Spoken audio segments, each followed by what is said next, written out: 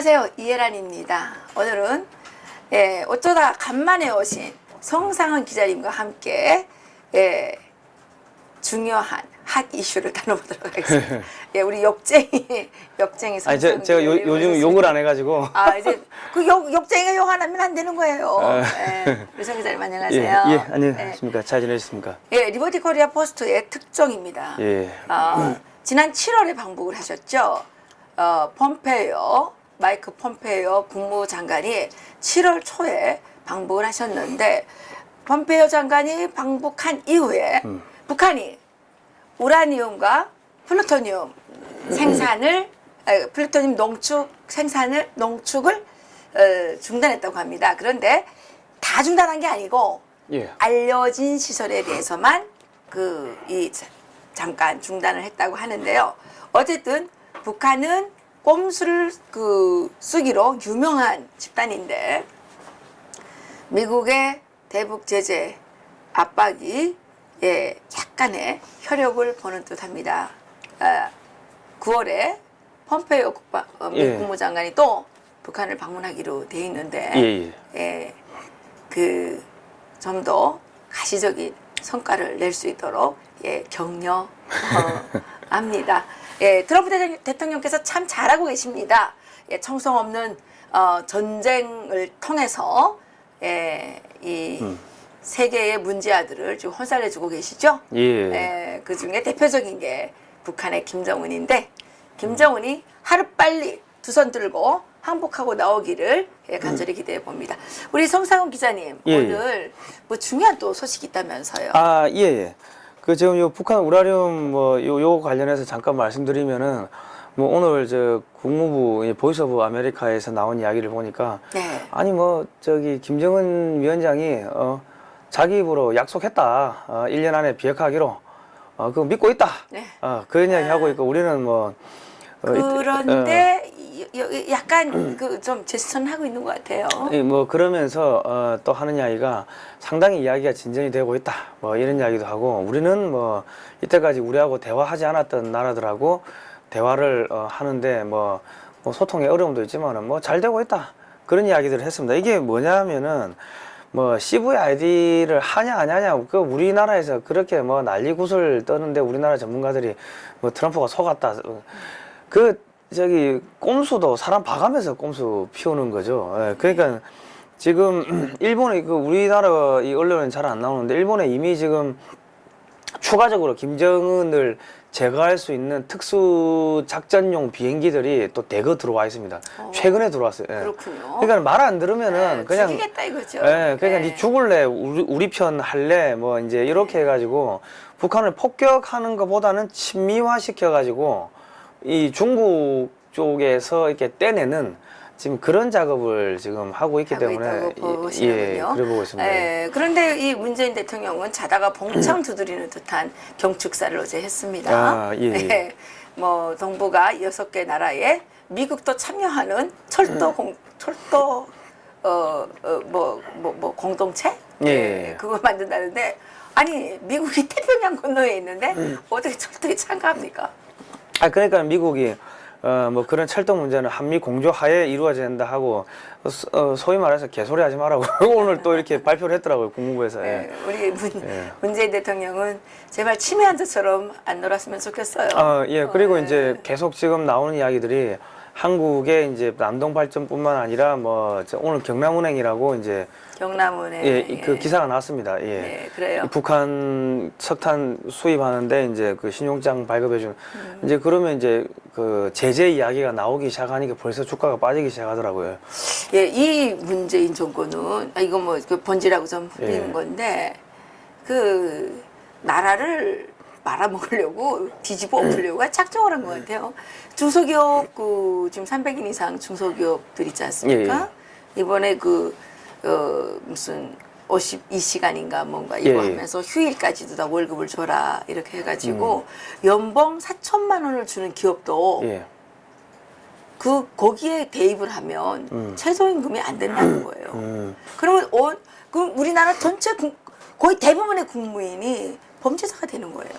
그러니까 지금 아니 왜 국민한테 왜 이렇게 범죄자 딱지를 집어 씌워요? 그러니까 지금 문재인 정권은 정확하게 이야기를 하면은 대한민국을 망하게 하는 게 이 사람들의 목적입니다. 예, 목적이고 제가 그렇게 하겠어요. 아니, 그자들 그거는- 그래도 그거는 이 나라에 제가- 사는 사람들인데. 그거는 제가 이게 정확하게 요거를 예, 보여드리겠습니다. 있어요? 예. 예, 뭐 있어요?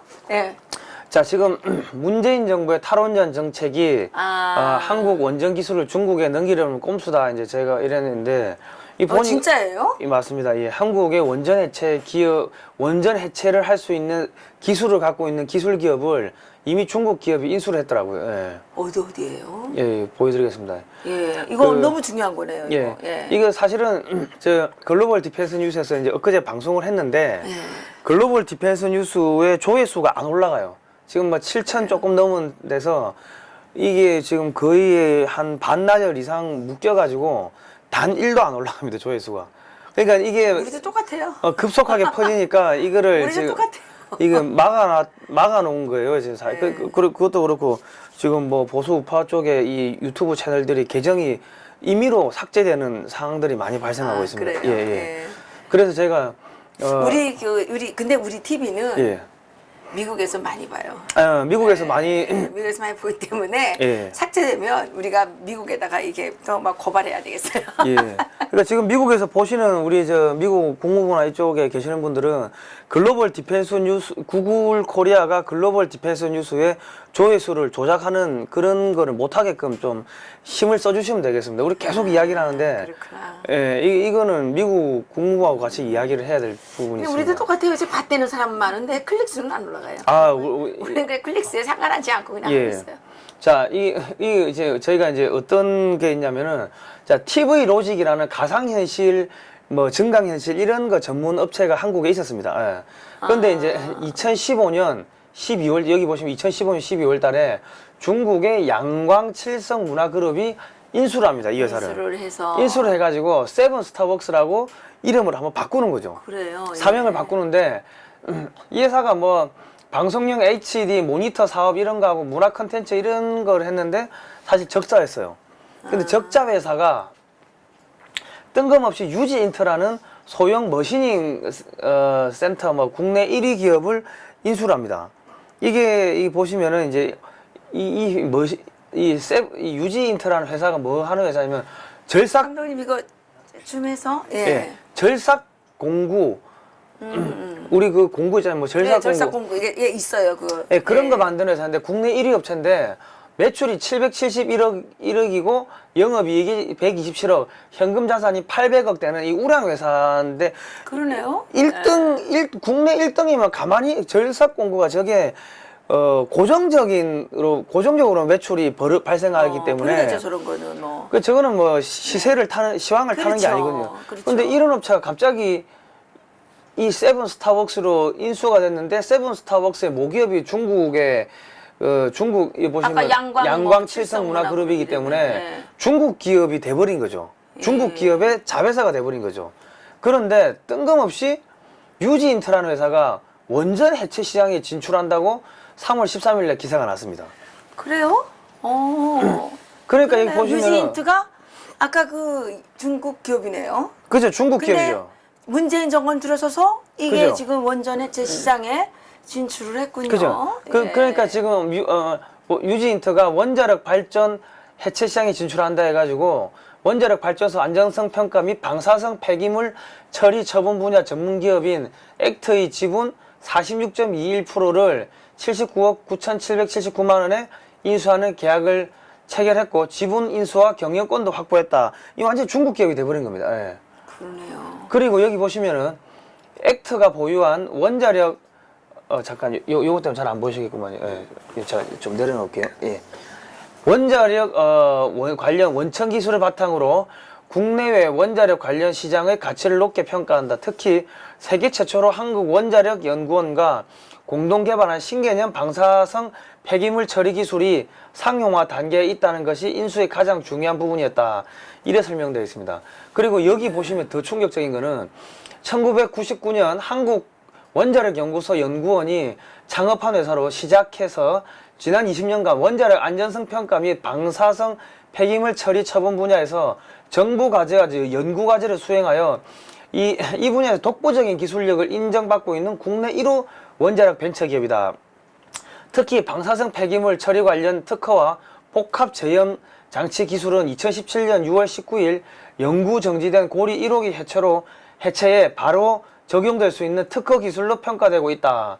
이렇게 되어 있고요. 유지인트는 이번 지분 인수를 통해 440조 원 규모의 추정되는 전 세계 원전 해체 시장에 본격 진출하고 향후 공격적이고 지속적인 투자를 진행할 계획이라고 전했다. 이래 되어 있는데 사람들이 이게 무슨 소린가 하실 건데 네, 모르죠. 아무 기술도 없는 중국의 미디어 기업이 한국에 어떤 기업을 인수하고 이름을 바꾸고 그 기업이 절삭 공구 업체인 유지인트를 인수하고 그 업체가 또 자회사로 이 원전 해체 기술을 갖고 있는 한국의 정부가 키워놓은 업체를 인수를 해버렸다는 거죠.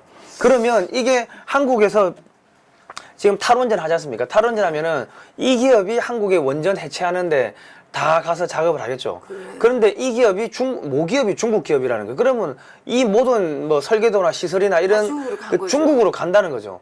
이게 무슨 이야기냐면은 특히 중국은 그 개인 기업이 아니라 다 그죠? 국가가 하는 데잖아요. 그러니까 440조 원전 해체 시장에 한국 기업, 그러니까 중국 기업은 이 시장에 440조 되는 원전 시장에 들어갈 수가 없어요. 기술력이 떨어지니까. 근데 한국이 지금 일본보다도 미국 원자력 협회 그 자료를 보면은 2단계가 앞서 있다고 합니다. 세계 최고 수준의 원전을 만드는 한국에서 원전을 해체를 했던 한국에서 원전을 뭐 10기든 20기든 해체하는 실적을 갖고 있으면은 이 시장을 전부 다 획득할 수가 있겠죠.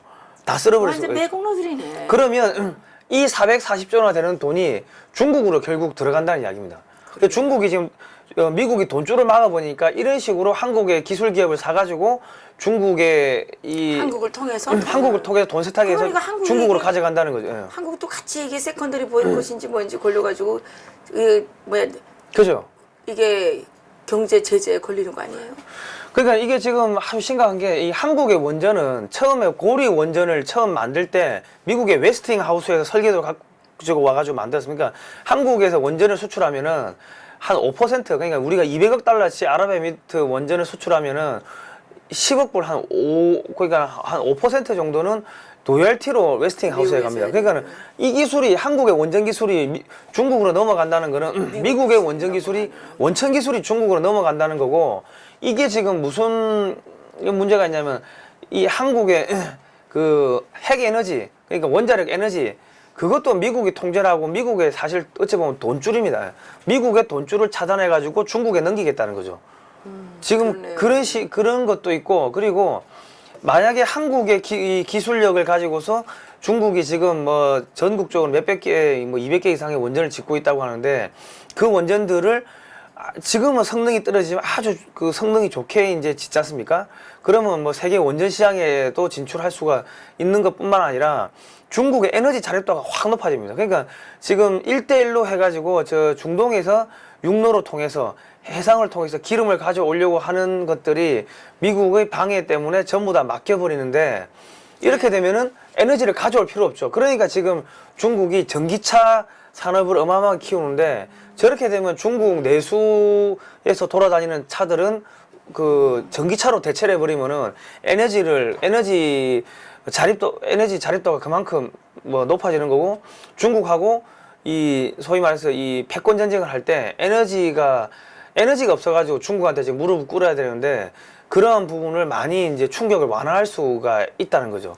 그래서 지금 이런 특수 기업은 한국 정부가 이 지금 해외 기업이 인수하는 거를 허가를 해주면 안 되는데 명목상으로는 이거 직접 누가 이게 지금 문재인 정권에서 한 거죠. 문재인 정권인데 이거 구체적으로 어느 장관이 해준 거예요? 글쎄요, 이건 뭐 우리가 고발 조치해야 되겠네, 이게 시민단체가. 그러니까 이거는 왜냐면 이게 이 유지인트라는 한국 회사를 앞세워 가지고 이 회사를 인수를 했는데 유지인트 위에는 세븐 스타벅스라는 회사가 있으니까는 사실 한 번 지금 벌써 여기 보시면은 제가 요 밑에 여기 보시면 양광칠성 미디어 그룹이 TV 로직을 인수를 해서 이름을 한번 바꿉니다. 한번 세탁이 됐죠. 네. 그리고 유지인트를 인수해서 2번 세탁이 되고 이 회사를 액트라는 회사를 인수를 해보니까 3번 세탁되니까 법적으로 보면 유지인트라는 한국 회사가 한국 회사를 인수한 거니까 문제가 없는데 그런데 중국으로 갔네. 원천으로 위로 올라가면 모기업이 중국의 자본이기 때문에 그러면 이 기업을 우리가 한국 기업이라고 하지만 한국 기업이 아니니까 이거를 우리가 고발을 해야 되겠네요. 이거 해봐야죠 이거. 나라 이거는 자원을 팔아먹는 게 별건 거예요. 이거는 유출하는 거지. 이거는 미국의 국무부하고 같이 상의를 해가지고 해요. 왜냐면 이게 지금 문재인 정권 차원에서 이루어지는 거라고 볼 수밖에 없기 때문에 이거는 그래요? 이건 미 국무부하고 이거는 다이렉트로 이게 이야기를 해서 시정 조치를 할 필요가 있습니다. 자 보십시오. 미국이 한국에다가 원전 수출하려면은 미국의 에너지부의 승인 받아야 된다 이렇게 돼 있고요. 이 원전이 한국이 아랍에미리트에 수출하기로 한 원전이 미국 설계를 기반으로 한 것이어서 미국의 수출 통제가 계속 적용된다 이렇게 이야기했고요. 요 밑에 보시면은 한국이 아랍에미리트에 200억 달러 규모의 원전을 수출하기로 한 상태에서 미국의 웨스팅하우스가 얻는 수익이 최소 10억 달러 5% 규모다 이래 돼 있습니다. 그 미국의 돈줄을 차단해서 중국에 갖다 바치겠다는 게 지금 문재인 정권이 지금 하고 있는 일입니다. 예. 그러니까 지금 이게 상당히 심각한 게요. 그러니까 지금 2016년 12월 17일 기사를 보면은 문재인 탄핵 기각 시 혁명밖에 없다 이런 이야기를 했는데 이게 가만히 있었어도 이 박근혜 정권이 무너졌기 때문에 실제로는 더불어민주당이 정권을 창출할 수 있었습니다. 근데 엄청나게 이게 급하게 이 사람들이 서둘렀다는 거예요. 그런데 그 다음날 이게 지금 17일자 12월 17일이고요. 2016년 12월 18일자 보면은 갑자기 뭐 재난영화 판도라 한 편 보더만 탈원전 국가가 돼야 된다. 이런 이야기를 한 거예요. 그러니까 사실은 이 앞에 보시면은 자 보시면은 이게 2016년 6월 16일 날 세븐 스타벅스가 유지인트를 인수했지 않습니까? 그 여기서도 돈 좀 받았나? 인수하고 지금 이게 18년 3월 13일이니까 사실 이런 영화가 나오고 한 것도 이 거대한 이런 있다는 거예요? 음모 소의 음모 안의 일부라고 봐야 돼요. 뜬금없이 이런 영화를 보고 탈원전 해야겠다. 자기가 대통령도 아닌데. 그러니까 이거는 상당히 지금 심각한 일이 있는 거죠. 예. 이건 미래한국에서 기사 쓴 건데 2017년 5월 5일입니다.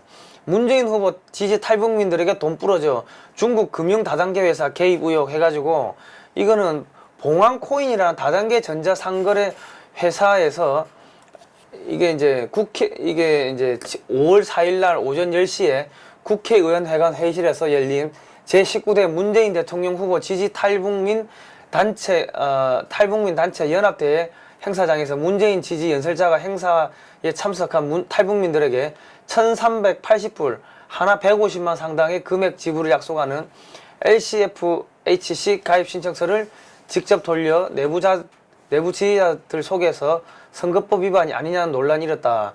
이렇게 돼 있는데 이게 그 신청서입니다. 예. 그러네요. 이게 스폰서 이름도 있고요. 그러니까 지금 문재인 정권에 탄생하는데 중국 기업에서 뭐 비트코인 형식으로 해서 자금이 지원이 됐다고 밖에는 이게 중국 기업이에요? 중국 기업입니다. 예. 그렇군요. 그러니까 지금 이게 보면은 이게 중국 기업체한테 대선 자금을 받아가지고 문재인 캠프가 지금 대선을 지금 치룬 셈인데 이게 지금 우리나라에 지금 독립운동가 분들이 특히 상해 임정 이쪽에 있었던 분들이 소련 공산당 그러니까 레닌의 자금을 받아가지고 운동을 했습니다. 스탈린? 아니 스탈린 전에 레닌. 스탈린 예. 예. 네, 이제 이야기를. 그러니까 지금 그러니까 소위 말해서 이렇게 여기서 돈이 들어왔다고 하면 착수금 받은 거기 때문에 중국 국민들한테 인사를 할 수밖에 없는 그래서 올해 설날에 그죠? 이상한 인사를 했죠. 동맹국인 미국을 제쳐주고 중국 국민들에게 인사를 할 이유가 없고 그리고 추미애 대표가 전 세계 중국 공산당 모임인데 여기 전 세계 공산당원들이 다 지금 참석한 데 가서 중국의 꿈 중국 공산당 최고 지도이자 신시대 설계자인 시진핑 총서기께서 주창하신 두 개의 백년과 중국의 꿈이 세계 평화와 번영에 공헌할 것을 기대하고 있다. 중국의 꿈이라는 게 한반도 식민지화 시키는 거, 세계 패권, 전 세계에 식민지 해가지고 중국이 그 조공국가로 만들겠다는 뭐 네. 그런 건데 그 지금 국제공산당하고 연대를 해야 된다 이런 이야기들을 거기 가서 하고 온 겁니다. 그리고 지금 뜬금없이 대한민국 100주년 강조 건국절 이 지금 상해 임시정부를 이제 건국의 주체로 보겠다 이렇게 하는데 이게 이 뭐하고 지금 엮였냐면 1919년 3월 달이 국제공산당 코민테른 창건했던 달입니다. 예. 그러네요. 예, 예. 그러니까 1919년 3월 1일 일제 그렇게 되나요? 예. 네. 일제 시대 때 우리가 상해 임시정부를 만드는데 임시정부가 상해만 있은 게 아니고 한성리 임시정부도 있고 여러 개가 있었는데 맞아요. 나중에 이제 통합되죠. 그런데 상해 그래서 이승만 대통령이 인정했던 게 한성 임시정부죠. 그러니까 지금 네. 그러니까 상해 임시정부가 이게 지금 공산당하고 상당히 엮여 있었습니다. 예. 그러니까 지금 예를 들어 내년에 예를 들어 건국 100주년 기념식을 하겠다고 하면은 그 공산 국가인 거를 이렇게 선언하려고 하는 거네요. 공산당 100주년 기념식이 돼버리는 거죠. 예. 우리 성 기자님 예리하신데요. 예.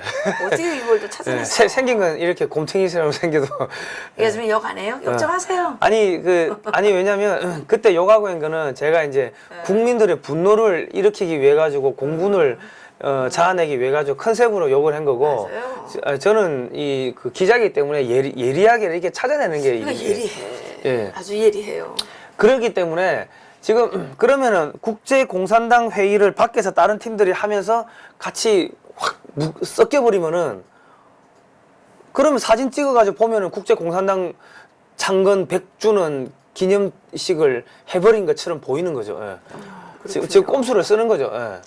그러니까 지금 문재인이 공산주의자라는 거를 자기 스스로 지금 이거 지금 뭐 폭로하는 거 아니에요? 지금 그런 셈이죠. 왜냐하면 3.1 운동으로 수립된 대한민국 임시정부입니다. 임시정부인데 대한민국 임시정부를 보면은 거기 보면 이상한 조항들이 있는 게 이 대한제국을 계승한다 뭐 이런 이야기들이 또 나오더라고요. 대한제국은 봉건 왕조인데 무슨 계승을 해요? 그러니까는 지금 그 상해 임시정부를 계속 이렇게 정통성을 둔다는 거는 이 봉건 왕조로 돌아가자는 이야기인데 봉건 왕조가 지금 김씨 왕조, 공산주의 이쯤 다 엮여 있는 거 아닙니까? 그러니까 이 사람들은 국민들을 소위 말 교육을 안 시키고 개돼지로 만들고 해가지고 국민들을 그냥 바보로 만들어 놓고 자기들이 기득권층이 돼가지고 소위 지금 김씨 왕조들 북한의 그 세력층들이 자기들 떵떵거리고 잘 살지 않습니까? 그렇죠. 그렇게 가겠다는 거를 지금 빙빙 돌려서 이렇게 숨겨서 이야기를 하는 겁니다 지금. 자 보시면은 여기 국제공산당 창건일이 1919년 3월이라고 이렇게 돼 있습니다. 러시아 공산당의 주도 인물들이 설립하였다 이래 돼 있고요. 모든 가능한 수단을 동원해 무장군대를 포함하여 세계 부르조아의 타도와 완전한 국가 철폐와 과도기적인 단계로서 세계 소비에트 공화국의 창립을 위해 싸운다 이래 돼 있고 코민테른의 국제공산당이 코민테른인데 코민테른에 가입하기 위해서 공산당은 21개 조항을 수락해야 되는데 첫 번째가 공산주의 선전 선동 동요 활동을 하고 대중 앞에 프로레탈리아 독재의 이상을 떠받친다. 중책을 맡은 개량주의자들과 중도주의적인 의견의 지지자들을 제거하는 것. 지금 대한민국의 그 지식인들층 저기 대통령 2명 국정원장뿐만 아니라 뭐 전부 다 구속시키고 있지 않습니까? 박근혜 대통령이 지금 죄가 있나요? 죄가 없는데 구속시킨 거 아닙니까? 이런 식으로 하는 거예요. 체제 전복 임무를 위한 불법, 합법적인 것을 포함하여 조직을 창립한다. 지금 법치가 완전히 무너져 버렸지 않습니까? 무슨 위원회 내세워가지고 지금 다 하고 있고, 그리고 뭐 아로, 뭐 이런 것들, 그리고 공산주의 선전 동요 활동, 이게 뭐냐면은 지금 그 사람 중심이라는 그 구호를 문재인 캠프에서 쓰고 민주당에서 사람 중심이란 구호를 쓰는데 사람 중심이라는 이야기는 북한 헌법에 나오는 이야기입니다. 예. 그러니까 지금 여기 국제공산당에서 요구하는 부분들을 지금 충실히 지금 이행하고 있는 거죠. 지금 문재인 정권과 이 민주당은요. 예. 상해임정이 4월 13일이죠. 19년. 예. 근데 그때 소련에서 돈을 많이 받았다고 지난번에 얘기했죠. 예. 그러면 그때 그 상해임정이 상당히 공산주의를 추앙하는 추종하는 어떤 그 정권이었을 수도 있겠네요. 예, 여기 보시면은 1차 국제공산당 자금 사건이 나옵니다. 이게 뭐냐면요. 그래요, 예. 저기 국제공산당은 일본 제국주의의 한간을 한민족을 도우려 하였고, 국제공산당은 한인운동 독립운동에 200만 루블을 원조하기로 결정하였다. 그러나 1922년 레닌이 지원한 자금 중 이동희는 상해 임시정부의 국무총리입니다. 예. 맞아요. 한형원 등과 함께 60만 루블만을 받아가지고 와서 사용하였으며, 한인사회당은 1919년 4월 25일 블라디보스톡 신안촌에서 대회를 열어 코민텔은 국제공산당에 가입을 결정하고, 박진순 등 대표 3명을 모스크바에 있는 코민테른에 파견하여 선전비로 400만 루블 받아오게 한다. 자, 이렇게 됐고, 이 사람들이 처음에 그 소련 공산당, 레닌이죠. 공산당한테 돈을 받아가지고 창당을 하고, 이 사람들은 블라디보스톡에 있는 사람들입니다. 예. 그리고 또, 야, 우리 돈 모자라니까 선전비로 400만 루블 달라 해가지고 받아오는데, 오다가 이 모스크바에서 오다가 블라디보스톡 오다가 중간에 이르쿠츠크에 잠깐 머무르게 됩니다. 머무르게 되는데, 이게 또 문제가 뭐가 있냐면은, 볼셰비키당의 이 이르쿠츠크 지부인 이르쿠츠크 공산당 내에 한인들이 전체 러시아 한인공산당, 전러 한인공사당을 조직했는데, 이들의 주장에 따르면 당시 볼셰비키 당에서 파견된 보리스 스미야스키의 지원하에 자신들만이 유일한 시베리아 한인들이 정통적인 당이라고 선언한 바가 있기 때문에 자기들이 정통성을 갖고 있고, 레닌이 준 그 400만 불은 자기들이 써야 된다. 예. 그래서 싸움이 났군요. 이 돈을 들고 튄 거예요. 이 블라디보스톡으로 갖고 가던 돈을 들고 이르쿠츠크의 고려 공산당들이 들고 튄 거예요. 이게 1차 국제공산당 자금 사건입니다. 그러다 보니까 상해 대한민국 임시정부 국무총리이자 고려 공산당원이었던 이동희는 그해 11월에 이 소식을 듣고 다시 박진순을 모스크바에 파견하여 이르쿠츠크파의 자금 탈취 횡포를 규탄했고, 한인사회당을 끝까지 지원해 달라는 내용의 탄원서를 보냈는데, 그 내용을 보면요, 상해 임시정부는 실질적으로 한인사회당, 여기서 한인사회당이라면 블라디보스톡에 있는 그 한인들 말입니다. 예. 이동희가 거기에 예, 한인사회당의 정부이며, 한인사회당은 공산주의 운동을 위하여 심신을 바치겠다는 내용의 서약서를 보냈고, 한인사회당은 유일한 조선 사회주의 당으로 인정받게 되어 활발한 활동을 전개하게 되었다, 이래 됐어요. 그러니까 이게 지금 문재인이가 19년도에 건국절로 하겠다는 거는 지금 대한민국의 색깔을 확실히 공산주의 국가를 하려고 그죠? 하는데 분명한 거군요, 이거. 그죠? 예? 그러니까 이거 우리가 쉽게 말씀드리면 1919년 3월 달에 국제공산당이 창당됐고, 레닌한테 60만 불 받아왔고, 1919년 4월 25일에 국제공산당에 가입을 했습니다. 한인사회당이. 예. 그리고 한인사회당이 모스크바에서 또 400만 루블을 받아오는데, 이르쿠츠크파 내 전러 한인공산당이 정통성을 주장하면서 400만 루블을 탈취를 했죠. 그러니까 상해 임시정부의 국무총리였던 이동희, 이 사람은 고려공산당입니다. 이 사람이 모스크바에 보내가지고, 이르쿠츠크파 이 사람들 나쁜 사람들이다. 한인사회당을 지지해달라 하면서, 상해 임시정부는 실질적으로 한인사회당 정부이며, 한인사회당은 공산주의 운동을 위하여 심신을 바치겠다, 이 서약을 합니다. 이게 1차 국제공산당 자금 사건이고, 그럼 1차가 있으면 2차가 있을 거 아닙니까? 그래요? 2차는 또 뭐예요? 이거 진짜 우리 송 기자 예리하네. 예. 예. 우리 스카웃 할까?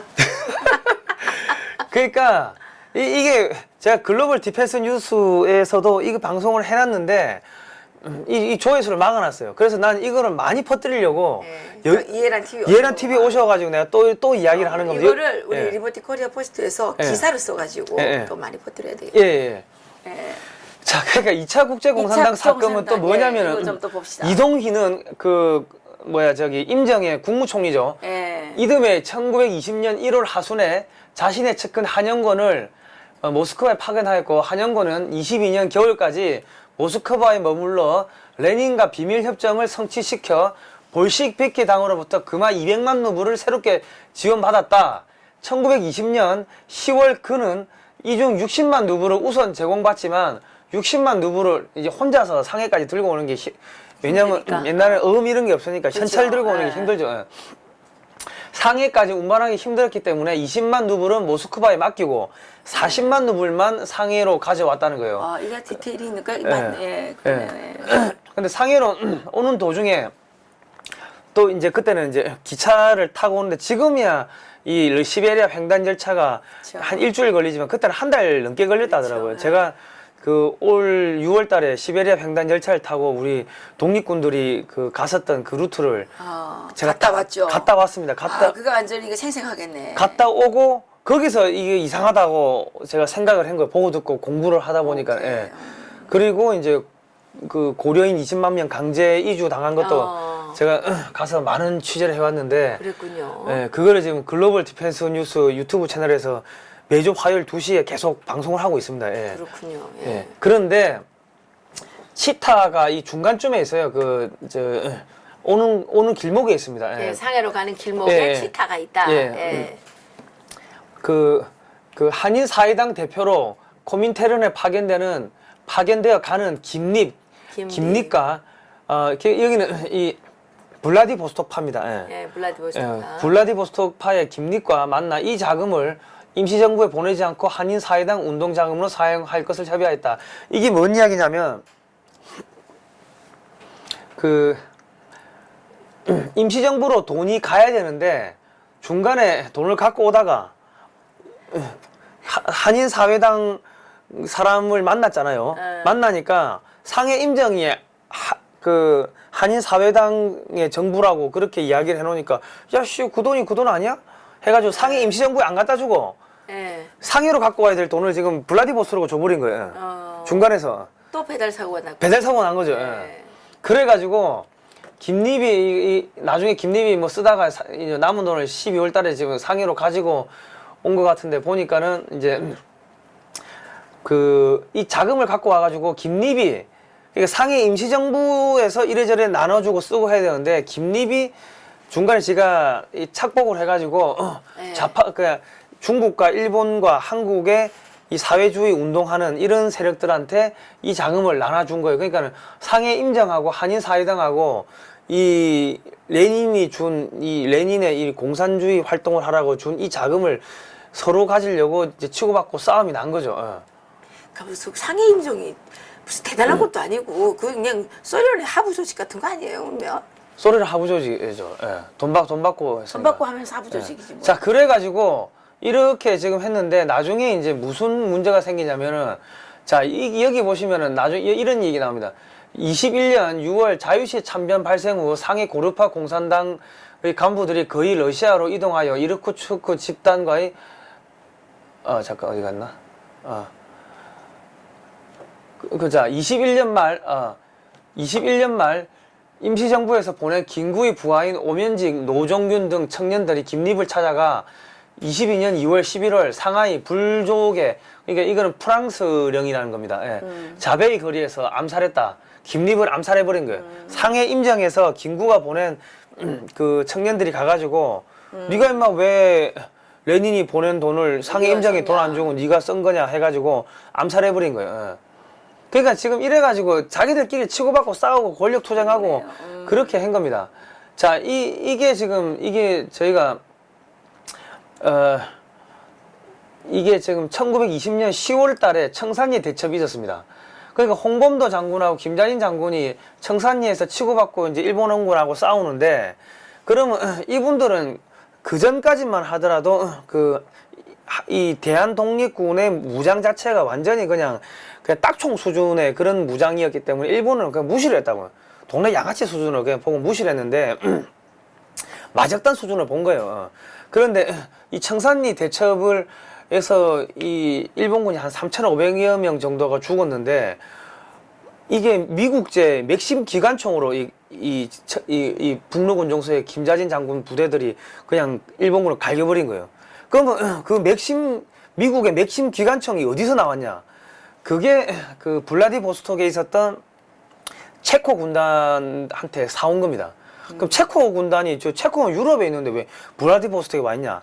이제 이게 이제 또 이렇게 역사가 이어지는데 1914년 이제 1차 대전이 일어나고 나가지고 체코에서 이제 한 10만여 명의 이제 군대가 이제 러시아 편에 붙어가지고 자기들 독립운동을 합니다. 러시아 편에 붙어가 싸워가지고 승전국이 되는데 독립을 하려고 보니까는 1917년 10월 달에 볼셰비키 혁명이 일어나 버리면서 러시아의 적군파죠. 적군파 볼셰비키들이 그 무기가 너무 좋으니까 그걸 뺏으려고 하는 거예요. 무기 내놔. 너희 독립 없어. 이러니까 뭔 개소리야 하고 그냥 볼셰비키들하고 총질하고 싸우는 거예요. 이 체코 군단이.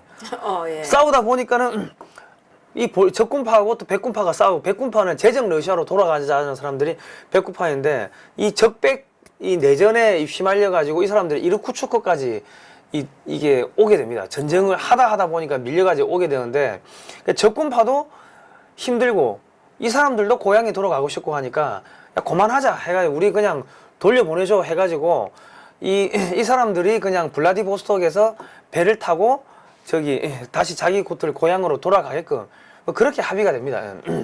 그래서 그 무기를 여기다 줬구만. 합의가 돼가지고 이까지 왔는데 블라디보스톡까지 왔는데 배가 그렇게 많았던 게 아니죠. 그때는 전기선이고 하니까는. 그러니까 배가 없으니까 한 뭐 1년 이상 이래 있으니까는 배가 고프잖아요. 그러니까 총을 다 판 거예요. 누가 총을 팔았는데 그걸 누가 사갔냐? 북록 그 군정수의 김자진 장군이 사간 거예요. 그거를. 근데 김자진은 돈이 어디서 났냐? 김자진 우리 1860년대부터 우리 그 조선인들이 연해주 쪽에 가가 농사를 많이 지었습니다. 이 농사가 잘 되고 하니까 거기서 어마어마하게 거부가 생긴 거예요. 거부가 생기니까 그 사람들이 김자진을 도와줬군요. 그 독립운동 자금을 많이 대줬어요. 그런 돈 가지고 가가지고 무기를 사가지고 무장 투쟁을 준비해가지고 1920년 6월달에 홍범도 장군이 이제 그 봉오동 전투에서 한번 치고 그 다음에 이제 두 번째로 청산리 대첩에서 박살 내버린 거죠. 그러면 이 진짜로 무장 독립 투쟁을 하던 사람들은 여기서 죽어가면서 목숨 피 흘리고 하면서 그 1년 넘게 무장 투쟁을 준비를 했는데 1920년인데 지금 여기 보시면은 상해 임시정부 국무총리 이동희는 1920년 1월에 모스크바에 한영건을 극파해가지고 22년에 200만 불 받아오고 이 돈을 받아오다가 중간에 배달 사고 나가지고 자기들끼리 치고받고 싸우고 암살하고 김구가 암살자 보내가 죽이고 이 짓 해가지고 이동희가 상해 임시정부 국무총리에서 결국 사임을 합니다. 저쪽 북쪽에서는 치고받고 싸우고 있을 때 여기서는 공산당 자금 서로 챙기겠다고 치고받고 싸운 게 대한민국 임시정부의 지금 활약상입니다. 그렇군요. 예. 그런데 왜 그 지금 문재인 대통령이 그거를 지금 얘기하는 거 아니에요? 뭐 19년이 아니 그때 그 정부가 있었으면 독립운동 왜 합니까? 미친 거지. 그죠? 그러니까 지금 김자진 장군을 갖다가 이 김자진 장군 생가에 있는 비석인데요. 그렇군요. 공산주의자들이 쏴 죽인다고요. 여기 보시면 중국 북만주 산시역 부근 정미소에서 공산당원이 쏜 흉탄을 맞고서 운명하기 직전 장군의 말씀 중에서 할 일이 너무너무 많은데 이때에 내가 죽어야 하다니 그게 한스러워서 이라고 그러니까 이 한인 공산당들끼리 내분을 일으키다가 김자진 장군을 쏴 죽여버린 거예요. 성일군이 그거 알고 있나? 글쎄요, 그건 모르겠어요. 네. 성일군한테 그거 좀 보여줘요. 그리고 홍범도 장군은 나중에 스탈린한테 가가지고 이게 권총도 받고 뭐 훈장도 하사받았다 그러더라고요. 그랬대요. 예. 그러니까 어쨌든 간에 대우를 좀 많이 받았더군요. 대우를 엄청나게 잘 받았어요. 잘 받았는데 그러니까 이 자유시의 참변 같은 경우도 우리 한국 역사책에는 우리끼리 싸우다가 내분이 일어나서 죽었다 이래 돼 있는데 그것도 아니고 실제로는 이 적군파들이 볼셰비키들이 일본하고 협상하는 과정에서 일본 보고 시베리아에서 나가라, 연해주에서 나가라 하면서 협상하는 카드로서 이 대한 독립군을 우리가 제거해 줄게.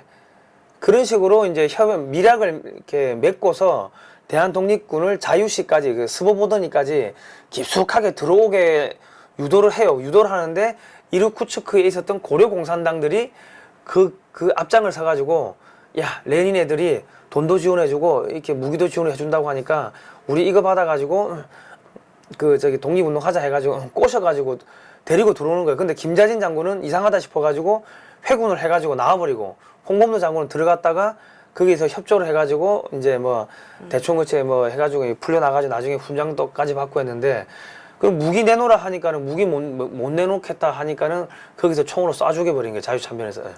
그러니까 이 적군파하고 일본의 공작에 걸려가지고 이 대한독립군단이 죽은 거지 우리끼리 권력 투쟁하다가 죽은 건 아니라는 거죠. 예. 어쨌든 간에 그렇습니다. 지금 그렇게 돼 있는데 이 사람들이 이제 나중에 어떻게 되냐면 소련 공산당이 한인 공산당끼리 내분을 보고를 받아요. 예. 보고를 받고 상하이의 한인 공산당 조직을 말소시켜버립니다. 말소시키고 여기 있던 사람들을 조직을 이동하라고 해가지고 블라디보스토크로 이동해요. 예. 그 상해 임시정부에 대해서 더 이상 지원을 안 합니다. 예. 호의를 걷어버리는 거죠. 예. 그렇게 해가지고 만약에 상해 임시정부에 대해 가지고 호의가 계속되고 지원이 계속됐더라면은 상해 임정 출신들이 남한에 들어와가지고 공산정권을 수립했겠죠. 예. 그랬네요. 예. 근데 이제 아니면 북한으로 다 갔든지. 그럼 김일성이 아니고 상해 임종 사람들이 북한을 먹었겠죠. 뭐 그렇게 뭐 될 수도 있었겠죠. 예. 그런데 자 해방 이후에 그 이르쿠츠크의 한인 뭐 여기서 뭐 살아남은 사람들이 소위 말해서 이 김성주, 이 김일성이죠. 이 가짜 김일성을 이렇게 데리고 북한 지역으로 내려오는데 그 상해 임정에 있었던 그 고려 공산당 이쪽 사람들은 또 이 블라디보스토크 통해 가지고 또 북한 쪽으로 들어가는 사람들이 있고 일부는 해방이 돼 가지고 남한 쪽으로 들어온 사람들이 있고 맞아요. 이렇게 됩니다. 그때 뭐 북한의 상해파, 연안파 뭐 다 있죠. 예. 그래 가지고 이 소련 공산당하고 조선 공산당이 북한에서 막 대규모 숙청하고 막 재산 약탈하고 뺏고 하니까 야 이거 일본보다 더 심한 거 아니야? 일제보다 못하네 이래가지고 이제 신의주 반공 학생 의거가 45년도 11월 23일 날 맞아요. 일어납니다. 그래서 23명이 사망하고 1000여 명이 검거가 돼가 이 사람들은 다 저기 시베리아 벌목공으로 끌려가는 거죠. 예, 끌려갔어. 한 200명이 나중에 들어가더라고요. 그죠. 예. 그러니까는 이 사람들이 남쪽에도 있고 북쪽에도 있고 하다 보니까 공산주의 세력들이 남쪽에서는 남노당이라는 걸 만들고 해가지고 이 남북에 왔다 갔다 하면서 이 대한민국, 이 한반도를 적화시키려는 그런 공작을 한 거예요.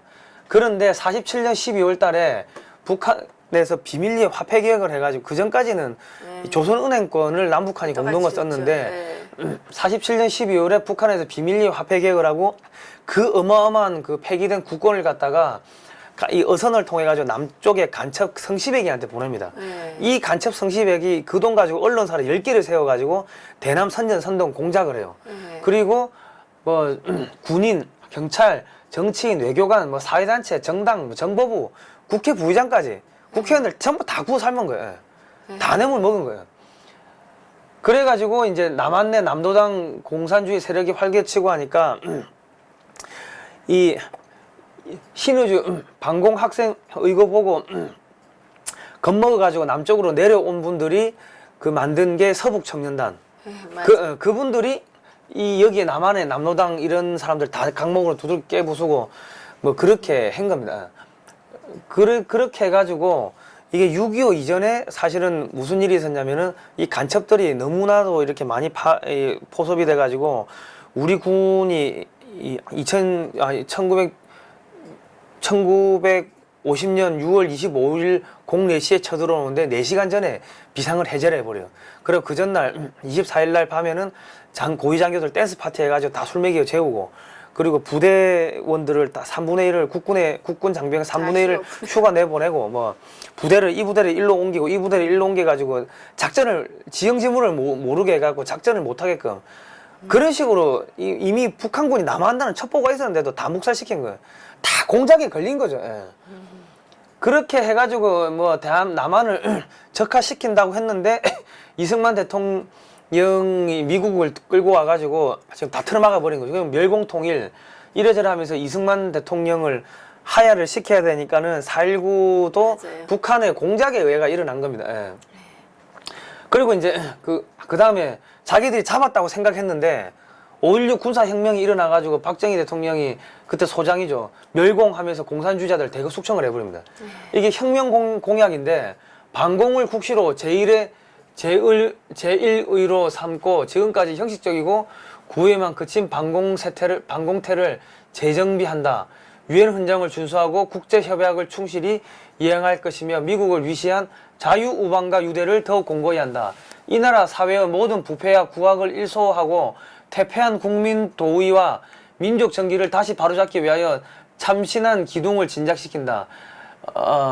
절망과 기아선상에서 허덕이는 민생고를 시급 해결하고 국가 자주경제 재건의 총력을 경주한다. 민족적인 국토 통일을 위하여 공산주의와 대결할 수 있는 실력 배합에 전력을 집중한다.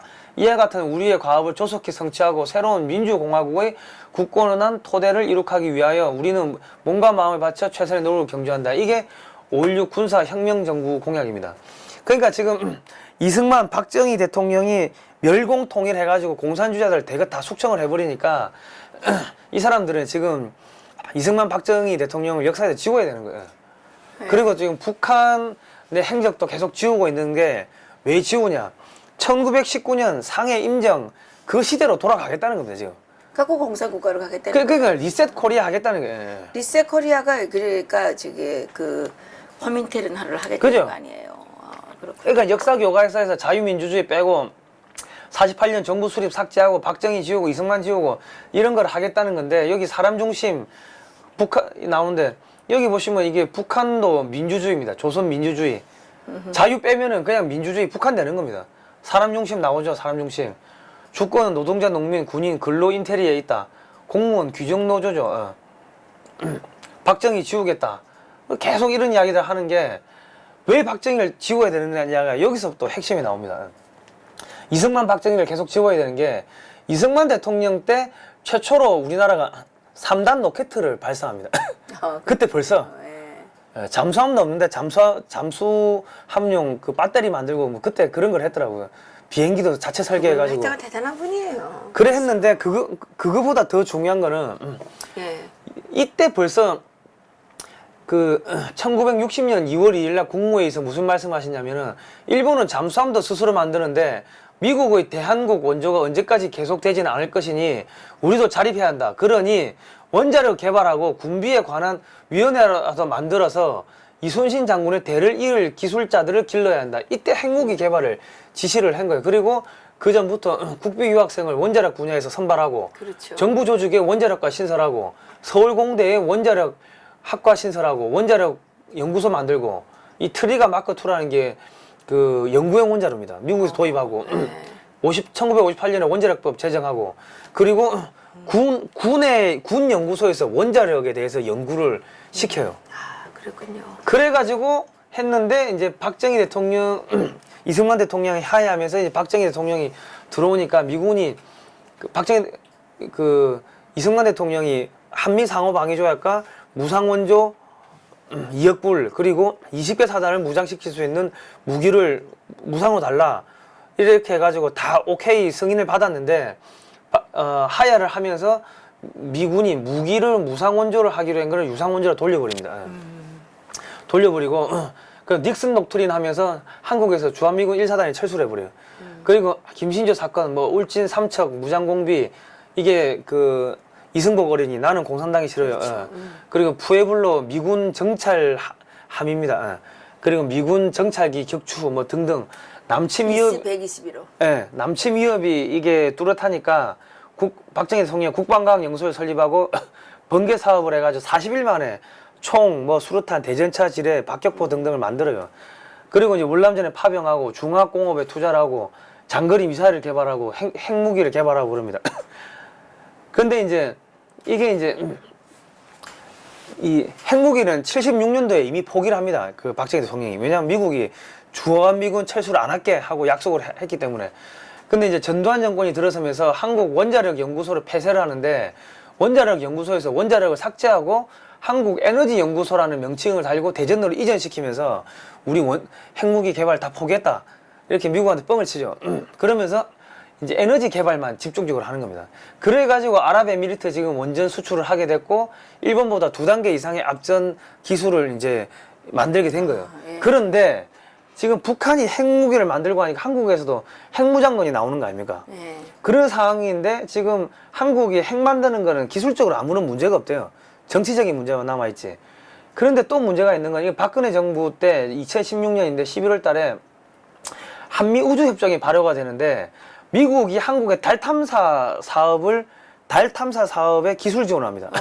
예. 근데 달을 탐사하고 돌아오려면 대기권 재지 진입을 해야 되기 때문에 이건 대륙간 탄도미사일 기술입니다. 그렇죠. 그러니까 그리고 한국에서 우주 발사체 만드는 업체들이 미사일 만드는 방산업체들입니다. 그러니까 미사일 만들 거라는 거 뻔히 알고 기술 주는 거예요. 예. 그리고 지금 대륙간 여기 보시면은 탄두 중량 제한을 해버렸어요. 제한을 해제해버렸어요. 장거리 대형 미사일을 만들 수 있게 돼버린 거죠. 이거 다음이 뭐냐? 핵무장입니다. 그러니까 장거리 박정희 대통령 때 장거리 미사일을 먼저 만들고 그 다음에 핵 개발을 추진했거든요. 그러니까 지금 한국이 장거리 미사일 만들면 그 다음에 핵 개발이에요. 그러니까 지금 중국은 한국의 핵 개발 능력을 제거를 해야 되는데 문재인 정권이 아까 중국에서 돈 받은 거 아닙니까? 그러니까 지금 문재인 정부가 탈원전을 하는데 이 탈원전 한국의 원전을 해체하는 기술을 갖고 있는 기업이 중국으로 넘어가 버린 거죠. 그러니까 문재인 정권은 역적이에요, 역적. 그러니까 지금 이것만 보면. 그러니까 이거만 보면은 역적인데 이 사람들은 왜냐면 한국의 경제력을 망가뜨려야 됩니다. 그러니까 그게 역적이지. 네, 그 왜 망가뜨려야 되냐면 이 사람들은 무정부주의자고 뭐 공산주의자들이기 때문에 자기들은 나중에 중국 가서 떵떵거리고 살면 되죠. 자, 440조 저 시장을 한국의 기업을 팔아넘김으로써 그 시장을 중국이 많이 엄청 몇백 조를 먹었다, 몇십 조를 먹었다 하면 자기들은 뭐 못해도 뭐 한 몇 조는 챙겨줄 거 아닙니까? 그 돈 가지고 자기들 평생 떵떵거리고 살 수 있는 거죠. 그러니까 정말 개 같은 놈들이지. 네.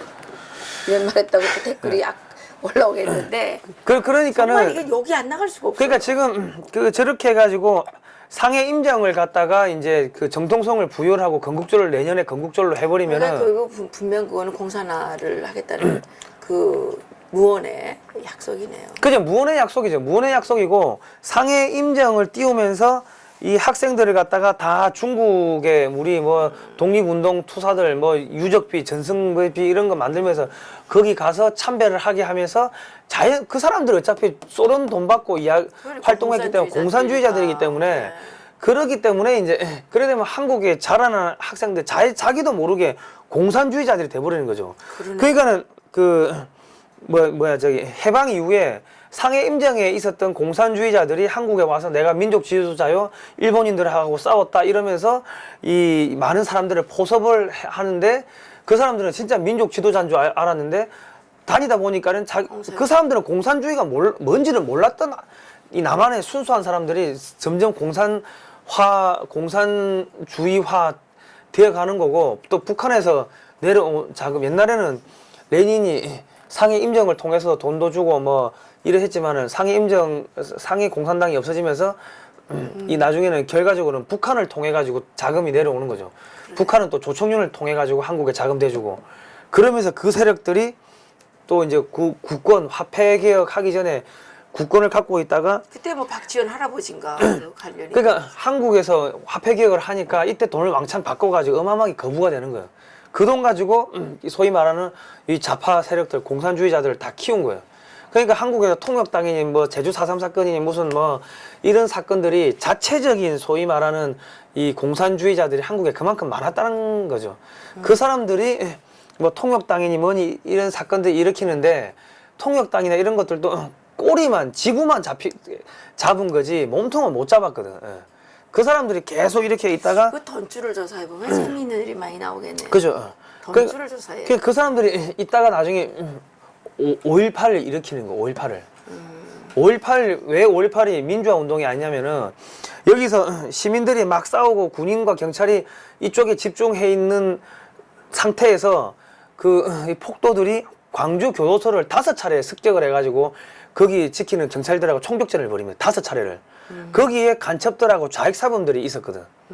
그러니까 이 간첩들과 좌익사범을 풀어내기 위해 가지고 성동격서식으로 여기서 막 뭔가 분란을 일으켜놓고 돌 던지고 전남대 애들이 경찰한테 돌 던져가지고 투석전 하면서 이게 사건이 커진 거거든요. 일부러 그렇게 시비를 걸어가지고 여기 시선을 이쪽으로 돌려놓은 다음에 이쪽에서는 소위 말하는 북한 특수부대들이 이쪽에 이제 한국 사람들을 위장하고 들어가가지고 이 간첩하고 자핵사범들을 이 구출하게 내기 위해 가지고 광주 교도소를 습격을 하는데 이 무기들을 어디서 갖고 왔냐?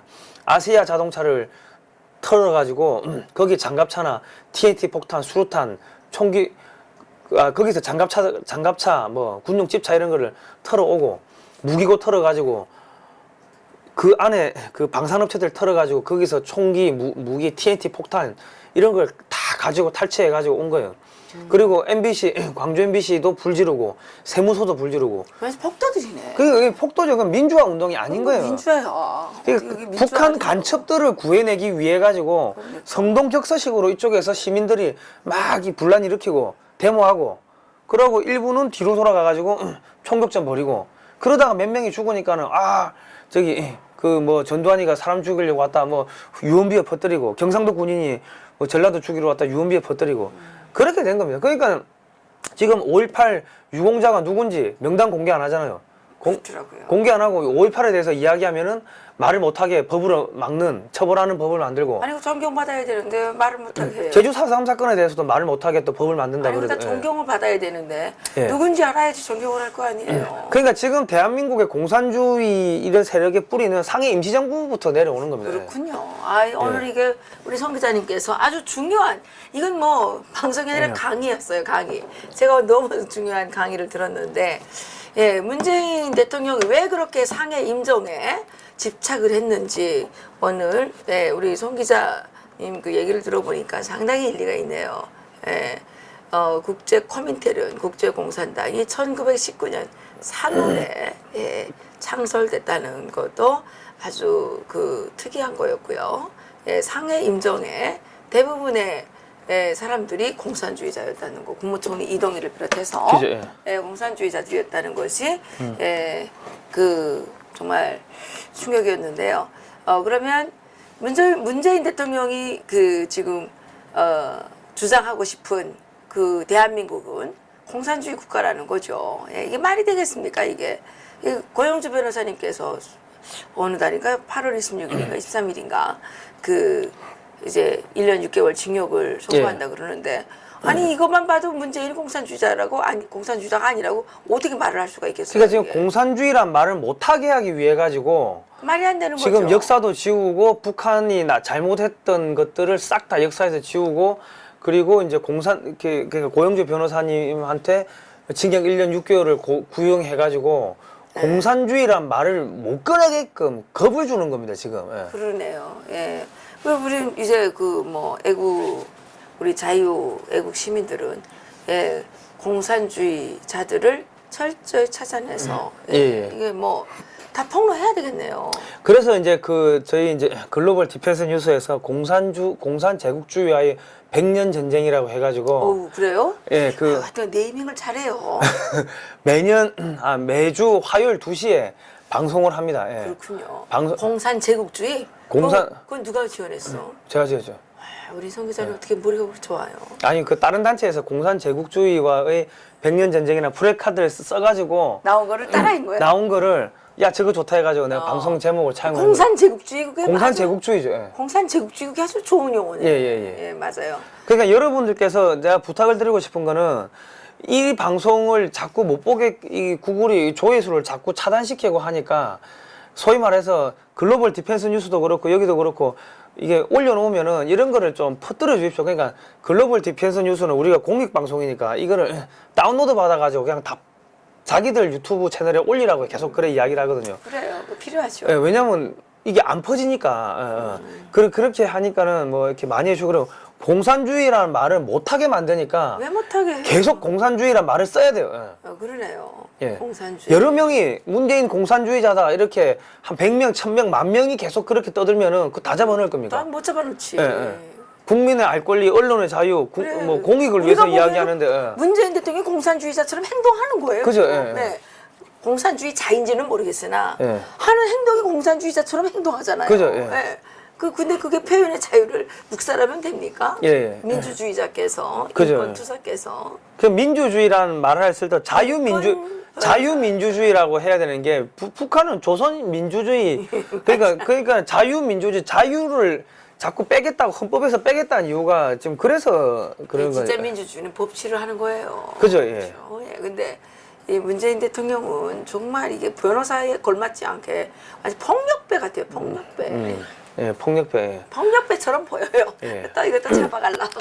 자, 지금 잡아가도 괜찮은데. 하여튼 지금 미국에서 이 방송 보시고 계시는 분들은 이거 매우 심각한 이야기입니다. 이 미국의 네. 패권 전쟁, 그 미국의 이 돈줄 기술, 첨단 원자력 기술을 갖다가 중국에게 넘기는 거를 지금 문재인 정권이 하고 있기 때문에 이거는 CIA나 이런데 그러네요. 반드시 좀 신고를 해주고 국무부도 좋고 뭐 네. 반드시 신고를 해가지고 이 부분은 미국이 이거는 조사를 철저하게 해야 됩니다. 이거는. 그러네요.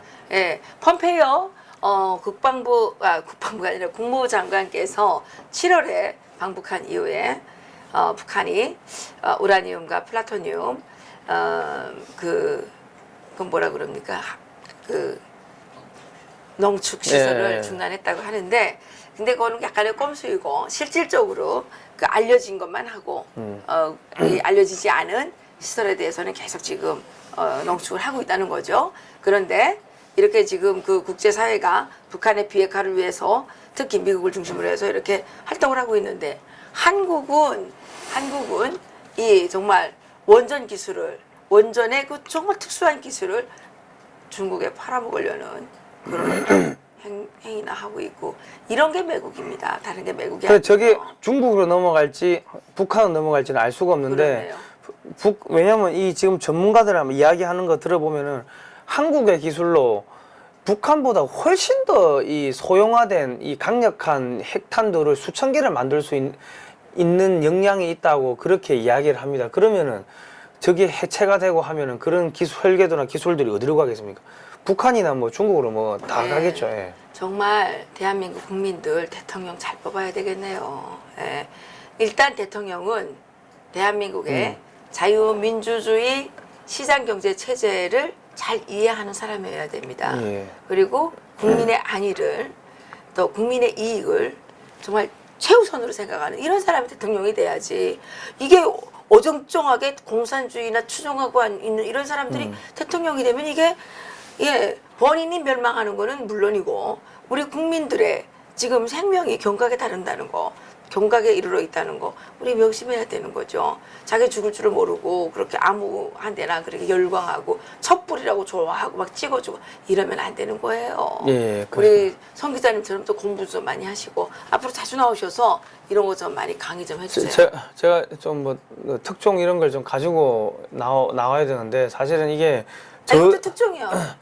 저 정도를 보려고 하면은 시간이 걸려. 자료를 엄청나게 봐야 됩니다. 그러니까 우리 성 기자님 도와줘야 돼요.